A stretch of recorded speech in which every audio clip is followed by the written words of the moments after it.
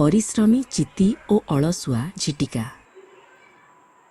एक सुंदर जंगल रे झिटिका नामक एक फेड़ा रहुथिला।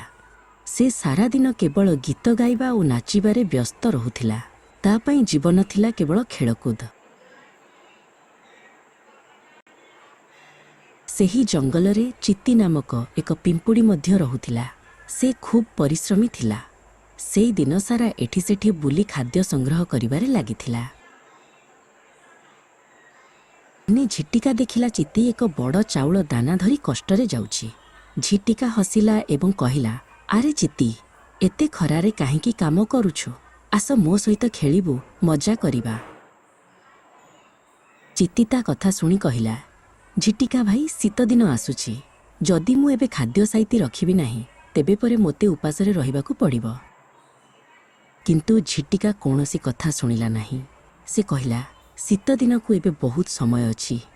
एबे ठारू चिंता करी कोन लाभ? से पुणी निज मस्तीरे नाचिबाकु लागिला।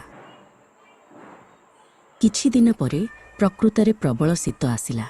चारिआडे ठंडा पवन बहिला एवं घास सबु सुखीगला। झिटिका को खाइबा पई कोनोसी फल बा पत्र मिलिला नाही। भोक और शोषरे आतुर होई झिटिका थरी थरी चितिर घर पाखकु गला। से देखिला चितिर घरटी बहुत सुरक्षित एवं भितरु भल बास्ना आसुछि। चिति तार उषुम घर भितरे बसी आरामरे साइती रखिथिबा खाद्य खाउथिला। से झिटिकार कष्ट देखि द्वार खोलिला। चिति झिटिका को किछि खाद्य खाइबाकु देला। झिटिका निजर भूल बुझी पारिला। से जानिला जे समय थाउ थाउ परिश्रम न करिवार परिणाम केते खराप। झिटिका कहिला, मोते क्षमा करि दियो चिति भौणी।